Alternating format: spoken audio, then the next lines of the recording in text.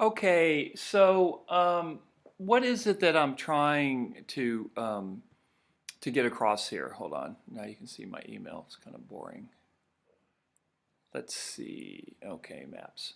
Okay, so as I said in the first podcast, what I'm trying to do is have you look at how a historian who has an argument that fear of emancipation after Abraham Lincoln's election and fear of the loss of white domination over African Americans was central to secession. This is Dew's argument. And Michael and I are going to have you look at one chapter where he looks at Virginia, where Virginia was actually the most important southern state. There really wasn't a Confederacy until Virginia joined the Confederacy. So there was a lot of attention focused on Virginia by these folks from the southern tier, the lower tier of slave states. They really needed Virginia to leave the Union if the Confederacy was going to fly at all. And you're just reading that one chapter on Virginia just to look at Dew's technique. I'm not having you read the chapter on his argument, so I'm just going to tell you what his argument is. So Dew looks at these, 40 or so apostles of disunion who have gone across the South, including Texas, and what he has found, what he does is he looks at them, he's made notes on them, and then he does what historians do. He says, look, these are the major findings that I have discovered in looking at these documents about the question of white fear of emancipation and loss of racial domination over black people after Lincoln's election. And he consolidates it into three basic points. Here are the three basic points. Number one, whites were terrified of a race war. They were terrified of slave revolts. They had been terrified of slave revolts ever since the Haitian Rebellion of the 1790s and early 1800s, which killed hundreds of thousands of people in Haiti and was a successful slave revolt, maybe the most successful in all of U.S. history. The Haitian slaves were revolting against their French masters. Ever since the revolt in Haiti, Southern whites were just terrified that something like that would happen in the United States. They were sure that if slaves were emancipated, that it would lead to mass murder, mass slaughter of the, maybe, they're projecting a little bit of guilt on slaves. Who knows? The white guilt on slaves. I don't know, maybe that's giving white slaveholders too much credit. Maybe they didn't feel guilty at all. Anyway, so number one, fear of a race war, that in effect, emancipated slaves would create a bloodbath by murdering their white masters if they were freed, in much the same way that it happened in Haiti, about six decades previously. Now, this has nothing to do with 4973, but of course there was a race war after the Civil War, but it was a race war of whites against blacks, where you had thousands of blacks murdered in the Reconstruction period. Between the 1880s and the 1930s, something like 5,600 African Americans were lynched. Most of them were innocent. So yeah, there was a race war, but not in the way that whites were thinking in 1860. It was really a war of white against black. But in 1860-61, the fear is freed slaves would go nuts and start massacring their masters, their ex-masters. So that's number one fear. Number two fear of racial mixing, that African Americans and whites would start to intermarry and have children. And in this deeply racist time, which still burdens our nation to this very day, there's a fear of, there was just this terror. Fear doesn't even get at it, this horror, this disgust among whites about racial mixing. Now, ironically, of course, whites had been raping slave women throughout the period of slavery. So there had been racial mixing up until the Civil War. But it was done when whites had absolute power over the bodies of slave women. But there was fear if there was emancipation that whites and blacks, specifically white women and African American men, would start to intermarry and would produce children. And I'm not being racist here, I'm just telling you what these folks think, because you have to know it is horrifying, that the children they would produce would be lesser because they would have African American blood. So that's number two. So number one, fear of a race war based on memories of Haiti. Number two, fear of racial mixing, intermarriage, blacks and whites having children together.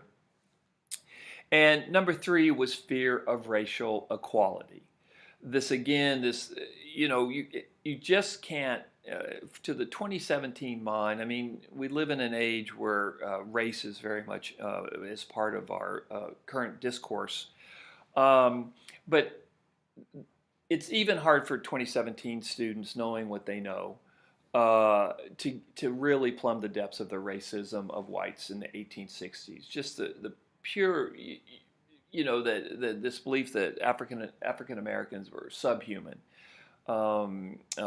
didn't have control over their emotions, that weren't intelligent, just unbelievably profound racism. And Northern whites believed the same thing too, by the way. It wasn't just a sectional sin, I guess you'd call it.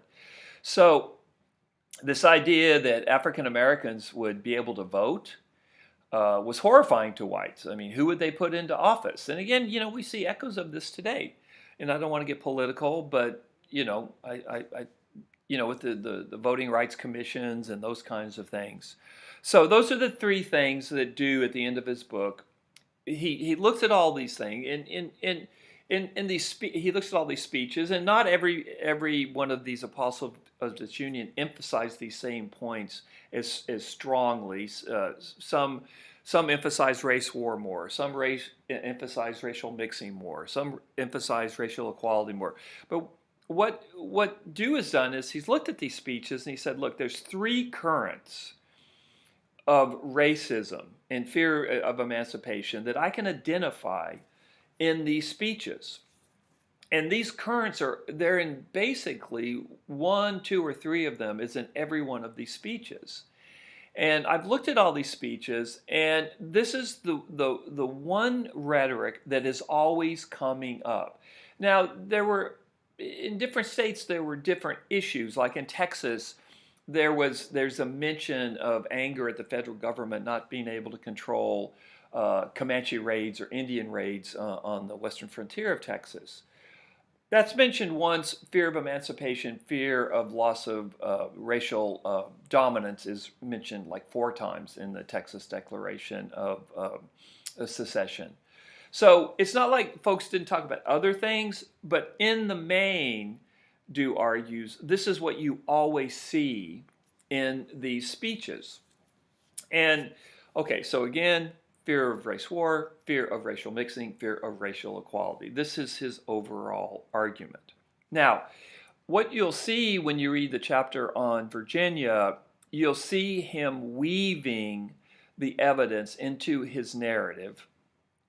And you'll see the issues that I've just talked about, fear of race war, racial equality, and racial mixing, in the chapter that I'm having you read. And you'll see how Dew takes that evidence and creates a narrative out of it for the reader. And now I want to move away from argument and get back to technique. Why I'm having you look at Dew is, I mean, if you learn about secession and states' rights and fear of emancipation, that's great, but that's ancillary. What I really want you to do, and the reason I'm having you look at this closely, is what Dew does is an expert example of how his historian weaves primary evidence into an argument. And I want you to literally write down, and Michael we're working on the assignment now. I want you to literally write down these sentences and cite them correctly, just so you see how it's done. I don't know if anyone reads Hunter Thompson anymore. He was kind of a gonzo journalist, really crazy guy, actually ended up killing himself, but he was a big influence when I was in college. And he was an amazing guy in most ways. Troubled, but amazing. And when he was in the Air Force, he actually used to sit and just type F. Scott Fitzgerald novels, just to get the sense and the tone and the rhythm of a great writer. I'm not having you do that, but I actually want you to write down the sentences that do, where do integrates the primary evidence into a sentence, just so you can see how it's done, just so you get the practice of doing it, just so you can actually feel how it's done, kind of like playing an instrument. Maybe that's a way to think of it. It's an inexact analogy. And then, as you'll see, what we're going to ask you to do, we're going to post one of the the letters that was written by one of these apostles of disunion, a guy named Stephen Hale, writing to the governor of Kentucky. And we're going to want you to do what Dew does. It's confusing. It's Dew, right? It's D-E-W is the author. And we're going to ask you to give examples. We're going to ask you to weave the primary evidence from the Hale letter about fear of emancipation and create some sentences where you do what the author Charles Dew has done in his book. Again, just to give you practice of the technique of weaving primary material into a historical narrative, okay? So this is all about technique. It's very, very basic, but I think it's useful for you to concentrate on technique and just to see how it's done. So that's the point of this. That's the pedagogical point of this. And we'll be posting the assignment this afternoon by 2. So that's the background on Dew. That's the background on what we're looking for next week. Now, one last thing, what we want next week is, and I'll post this, we're going to want you to hand in a suggestion or where you think your topic is now. I want you to keep thinking about topics, but that'll be part of the written assignment. So if you have any questions about this, of course, Michael, always super responsive. You can write me. And like I say, the point of this is historical technique for you to look at how someone has expertly woven primary evidence into a narrative, because that's what we're going to be looking at you to do by the end of the semester.